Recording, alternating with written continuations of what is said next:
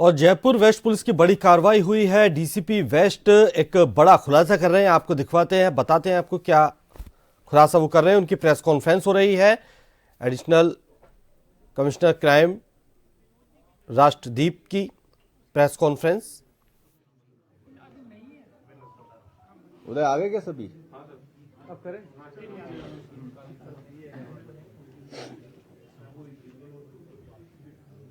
Ready होइएगा तो बताइएगा ना।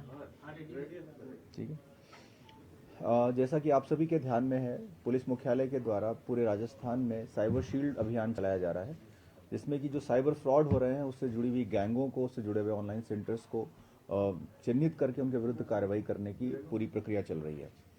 इस क्रम में पुलिस उपायुक्त जयपुर पश्चिम ने, श्री अमित कुमार जी हमारे साथ में बैठे हुए हैं, इन्होंने बहुत डिटेल में स्टडी करके उनके क्षेत्र में जहां जहां पर इस तरह की गैंग्स ऑपरेट हो रही थी उनके विरुद्ध एक टीम बना करके कार्रवाई प्रारंभ की। इस टीम में उन्होंने अपने जिले के उन थानों को चिन्हित किया, थाना अधिकारियों को टीम में शामिल किया, जिसमें कि हरमाड़ा है, कर्णी विहार है, करधनी है, बिंदायका है, कालवाड़ है। इन थाना अधिकारियों को और अपनी डीएसटी स्पेशल टीम को लेकर के और खुद की जो साइबर सेल है उसको लगा करके डिटेल में स्टडी कराई कि कहाँ कहाँ पर इस तरह की कार्रवाइयाँ गैंग्स कर रही हैं, ऑपरेट हो रही हैं, कॉल सेंटर्स चल रहे हैं। इसको चिन्हित करने के बाद में इन्होंने कल डिटेल में बहुत बड़ी रेड को प्लान किया, जिस रेड में कल 30 लोगों को गिरफ्तार किया गया, 2 नाबालिग हैं उन्हें निरुद्ध किया गया और बहुत बड़ी संख्या में साइबर फ्रॉड करने में इस्तेमाल होने वाले सामान को सीज किया गया, जिसमें कि लैपटॉप्स हैं, बड़ी संख्या में मॉनिटर्स हैं, कंप्यूटर की एसेसरीज हैं और बहुत सारे बैंक के जो चीज़ें होती हैं, एटीएम हुए, बैंक के पासबुक्स हुए, इन सबको सीज किया गया। यहाँ पर दो मोटे 2-3 तरीकों के फ्रॉड करने की जो कार्रवाइयाँ थी वो चल रही थी, जिसमें कि पहली कार्रवाई थी नकली बाबा बन करके लोगों को बेवकूफ़ बना करके पैसे ठगने की कार्रवाई।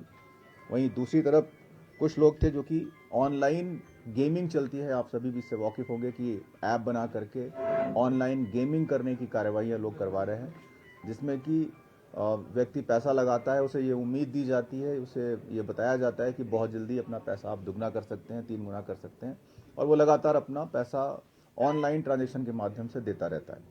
ये 2 मेन मोडस ऑपरेंडाई थे जो कि कल इन्होंने क्रैक किए। इस पूरी प्रक्रिया में 4 बड़ी गैंगों को इन्होंने ट्रेस किया, उन गैंगों के विरुद्ध कार्रवाई की। कुल मिलाकर के गिरोह अगर हम देखें जो अलग अलग कार्य कर रहे थे, जिसमें कि सिंगल लोग भी अपने गैंग चला रहे थे, तो कुल 8 गिरोह हैं जिनके विरुद्ध कल ये कार्रवाई हुई। कुल 4 बड़े कॉल सेंटर इनके द्वारा इसको खत्म किया गया, कॉल सेंटर्स के विरुद्ध कार्रवाई की गई। एक बहुत बड़ी उपलब्धि है। मैं बधाई भी देना चाहूँगा पुलिस उपायुक्त पश्चिम जो अमित कुमार जी, उनकी पूरी टीम है, उसको बधाई देना चाहूँगा। ये पूरी कार्रवाई जो है दिखाती है कि कितने बड़े पैमाने पर इस तरह के फ्रॉड चल रहे हैं, और अगर कोई जिला चाहता है, कोई अधिकारी इसमें मेहनत से लगता है, तो बहुत बड़े लेवल पर कार्रवाइयाँ की जा सकती है। मैं चाहूँगा कि अमित कुमार हमारे साथ नहीं है, वो बाकी डिटेल आप सभी को शेयर करें। Thank you. सर, बेसिकली जो कार्रवाई की गई, सर किस तरह से पूरी प्लानिंग की गई, कि अलग-अलग जगह सभी लीक हुई और अलग-अलग सर गैंग है, सर पर्टिकुलर किस गैंग का क्या प्लानिंग है? ये जैसा कि हमारा पुलिस मुख्यालय का अभियान चल रहा है साइबर शील्ड, इस अभियान के तहत ऐसे सारे फ्रॉड करने वाले लोग जो हिंदुस्तान भर में कहीं भी फ्रॉड कर रहे हैं, उनका तकनीकी डाटा एमएचए और एनसीआरबी की अलग अलग साइट्स पर और जो डिजिटल पोर्टल्स हैं उसमें उपलब्ध है। उन सारी तकनीकी आसूचनाओं को इकट्ठा किया गया, मुखबिर तंत्र एक्टिवेट किया ताकि ये सारी सूचनाओं का संकलन जमीनी स्तर पर भी किया जा सके। जब ये एक्सटेंसिव होमवर्क करके हमने अपनी साइबर टीम और अपनी जो मौके की टीम है उनके बीच में समन्वय करके कल अल सुबह से हमने रेड करना शुरू की, जिसमें 5 थाना क्षेत्र में ये रेड हुई, जिसमें लगभग 10 टीमों ने कार्य किया।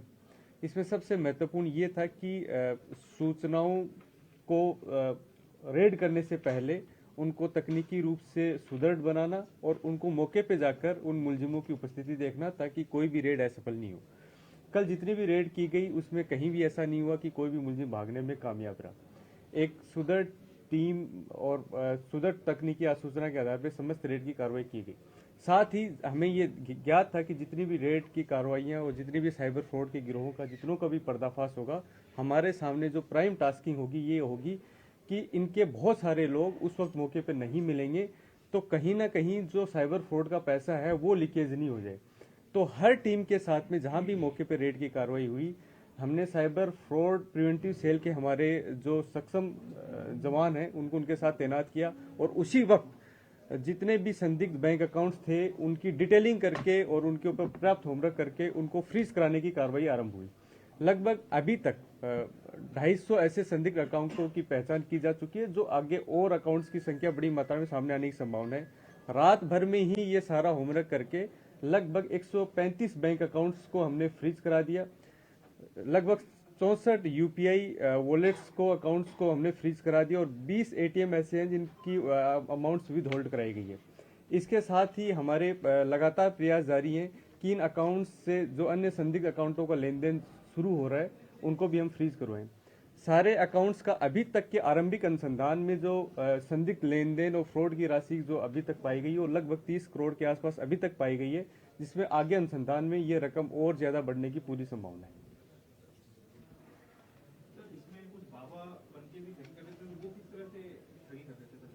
ये कालवाड़ में जो मॉड्यूल बस्ट हुआ है उसमें 3 ऐसे लोग गिरफ्तार हुए हैं जो करीब 6ठी-7ठी क्लास तक पढ़े हुए, जो नकली बाबा बनके लोगों को मौलवी बनकर और इस तरह की ठगी कर रहे थे ताकि लोगों को वशीकरण के प्रभाव से वो जो मनचाही मुराद मांगे वो पूरी कर ली जाए। उस मॉड्यूल को बस्ट करके उनको भी गिरफ्तार किया गया।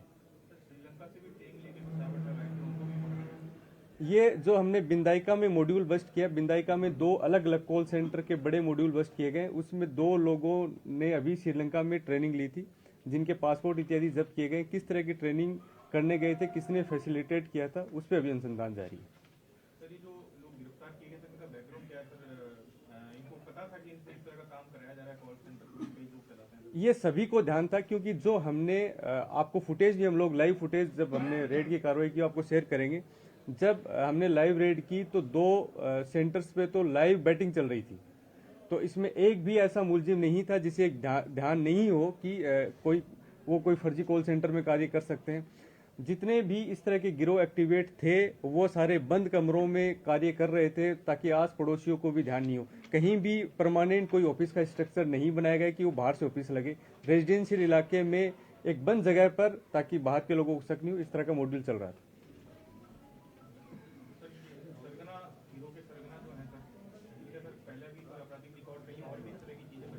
वो अभी खंगाला जा रहा है। साथ ही जो जैसे हमने जो करधनी में जो मॉड्यूल बस्ट किया उसमें करधनी में लगभग 4 मॉड्यूल बस्ट हुए हैं, उनके 1-1, 2-2 लोग ही गिरफ्तार हुए हैं अभी। करधनी के ही एक मॉड्यूल में एक व्यक्ति के पास में लगभग 100 के आसपास म्यूल अकाउंट्स मिले जो साइबर फ्रॉड करने वाले लोगों को उपलब्ध करवाता था। तो कई सारी चीजें जो आगे अनुसंधान के क्रम में सामने आएंगी, बिल्कुल देखने को मिलेंगी। हमारे अधिकारी रोशन जी मीणा जो हैं उनके कल निर्देशन में सारी टीमों ने समन्वय से कार्य किया। इसमें जो जिन टीमों ने मुख्यतः Muralipura SHO, DST in charge Ganesh ji, इसके अतिरिक्त Kalwar SHO Ratan Singh, Surendra Singh, Bhakrota sub inspector, इसके अलावा संबंधित थाना की टीम ने समन्वय पूर्वक कार्य करते हुए बड़ी बेहतरी से हमारी कमिश्नरेट के एक बड़े अभियान साइबर सेल जो प्रदेश भर की बड़ी कार्रवाई को अंजाम दिया। साथ ही जयपुर पश्चिम के जो पिछले साल के साइबर फ्रॉड को लेके जो प्रयास है उसके बारे में भी हम आपको बताना चाहते हैं कि लगभग 9 करोड़ के आसपास 1 जनवरी से लेकर 21 दिसंबर तक जयपुर पश्चिम में अलग अलग लोगों के साथ में फ्रॉड हुए, जिसमें हमारी जो साइबर फ्रॉड प्रिवेंटिव सेल है उसने लगभग 3 करोड़ 85 लाख के आसपास पैसों को होल्ड करवाया और उस